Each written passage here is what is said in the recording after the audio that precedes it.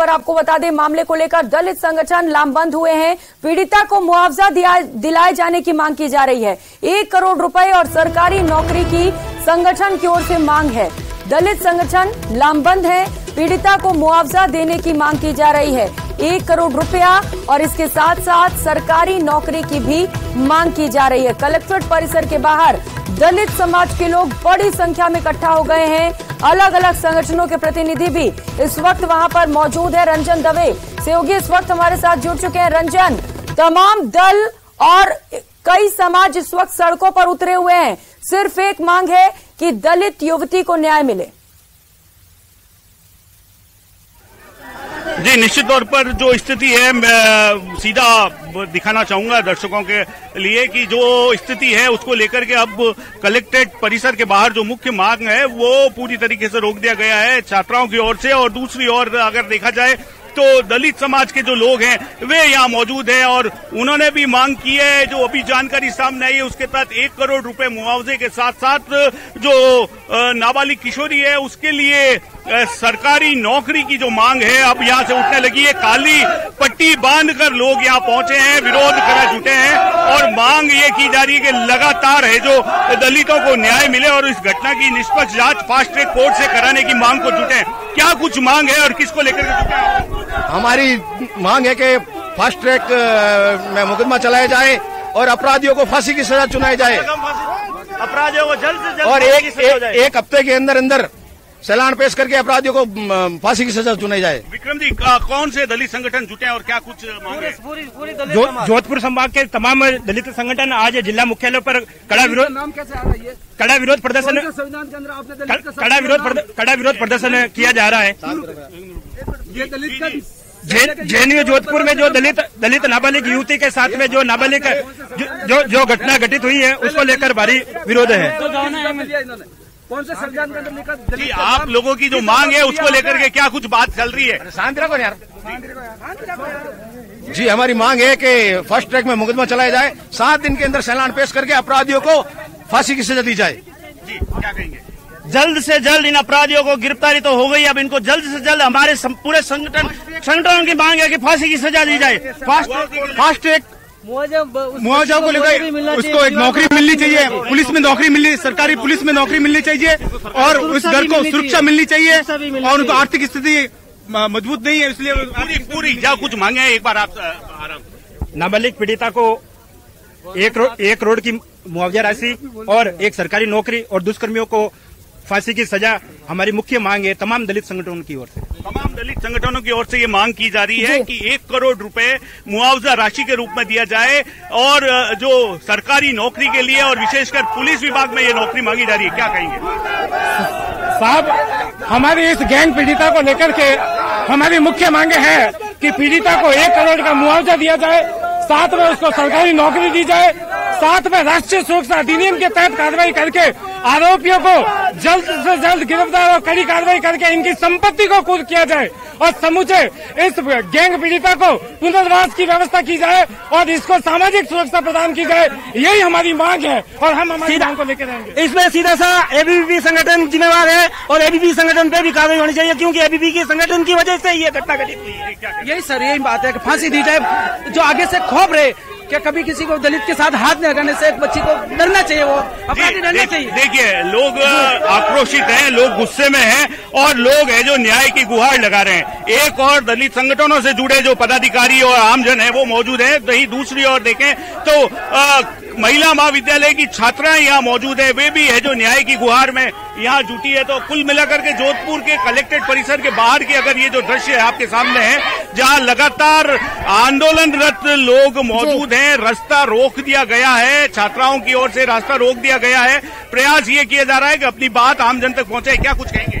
देखिए सर, कल की घटना जो विश्वविद्यालय में घटित हुई थी उसको लेके हमने सब लड़कियों ने मिलकर कलेक्टर साहब को ज्ञापन दिया है। कलेक्टर साहब ने सकारात्मक आश्वासन दिया है कि जल्द से जल्द न्यायपालिका से भी अपील करेंगे, इनको कड़ी से कड़ी सजा मिलेगी। मगर हमारी बात यह है कि उसको तो सजा मिले ही मिले, मगर ऐसी घटनाओं की पुनरावृत्ति नहीं हो इसके लिए विश्वविद्यालय के प्रशासन को कड़े कदम उठाने पड़ेंगे और वो ऐसे ही नहीं उठाएंगे। हमारी पूरी ये नारी शक्ति यहाँ से रवाना होकर विश्वविद्यालय केंद्रीय कार्यालय का हम घेराव करेंगे जो हमारी मांगे हैं उन सब पे जब तक सहमति नहीं बनती है तब तक हमारी साथ की एक भी लड़की घर पे नहीं जाएगी और हम वहाँ पे केंद्रीय कार्यालय को घेराव करके वीसी साहब को घेर के बैठेंगे।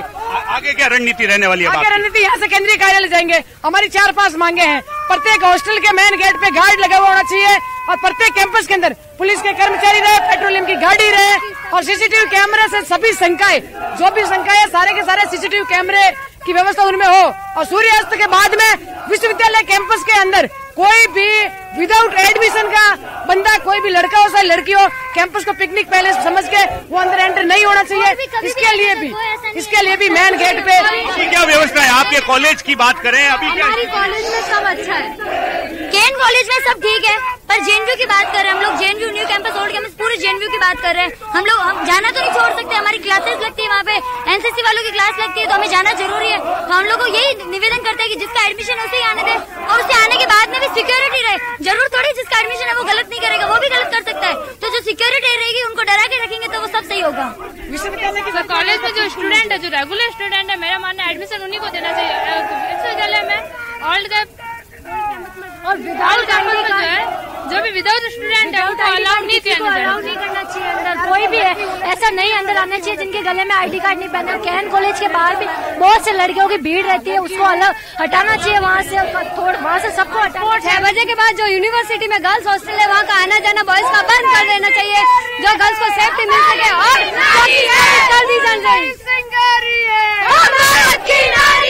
देखिए, लगातार जो विरोध है अब जो आगे बढ़ता जा रहा है, अब ये छात्राओं का दल ने पहले यहाँ रास्ता रोका, अलग अलग धड़ों के अंदर यहाँ छात्राएं पहुंच रही है। जैसे जैसे लोगों को जानकारी मिल रही है वे अपने विरोध प्रदर्शन के लिए यहाँ मौजूद है। अब इसके साथ ही साथ ये छात्राओं का जो दल है ये केंद्रीय परिसर की ओर जाने वाला है, जिसको लेकर के कहीं न कहीं है जो अब छात्रा केंद्रीय परिसर में जाकर के कुलपति से अपनी बात रखेंगी, उनसे ये मांग करेंगी कि ये जो उनकी मांगे हैं इनका कहीं न कहीं समाधान हो। मुख्य रूप से जो मांग सुरक्षा की है उसको लेकर के कहीं न कहीं एक बार फिर से ये छात्राएं आंदोलन के राह पर हैं और प्रयास ये किया जा रहा है कि इस तरीके से जो घटना हुई है निश्चित तौर पर रंजन, लोगों में आक्रोश है और आक्रोश अब सड़कों पर दिखाई भी देने लग गया है और छात्राएं असुरक्षित महसूस कर रहे हैं। यही वजह है कि अब डिमांड की जा रही है उनकी ओर से कि सिक्योरिटी का इंतजाम किया जाए। कोई भी जो बाहरी है, जो विश्वविद्यालय में जिसका एडमिशन नहीं है, वो दाखिल ना होने पाए। जिस तरीके से ये घटना हुई है वो वाकई बेहद गंभीर है, क्योंकि विश्वविद्यालय परिसर के अंदर गैंग रेप की वारदात को अंजाम दिया गया। ऐसे में जरूरी है कि सख्त से सख्त कार्रवाई की जाए। सड़कों पर भीड़ काफी ज्यादा है। रंजन, क्या व्यवस्थाएं देख पा रहे हैं पुलिस की ओर से? जी देखिए, जिस तरीके से घटनाक्रम रहा है उसको लेकर के बीते दिन से ही छात्रों का और जो अन्य जो लोग हैं उनका विरोध प्रदर्शन रहा था और निश्चित तौर पर जब जानकारी ये हुई थी उसको लेकर के लगातार जो है पुलिस भी एक्शन मोड में है। हालांकि ये जो मुख्य जो मार्ग है पावटा से जुड़ा हुआ एडजॉइनिंग मार्ग है और उसके साथ ही साथ जो सोस्ती गेट से जो मार्ग आता है, यहाँ जब प्रदर्शन हुआ है दलित समाज के लोग पहुंचे हैं, केन कॉलेज की छात्राएं पहुंची है, छात्र संगठन से जुड़े लोग पहुंचे, उसके बाद इस मार्ग को रोक दिया गया है, आवागमन पूरी तरीके से बंद कर दिया गया है। इसको लेकर के निश्चित तौर पर पुलिस मुस्तैद है और इसी तरह का माहौल न्यू कैंपस और जो केंद्रीय परिसर है विश्वविद्यालय का वहां पे भी छावनी के रूप में मौजूद है।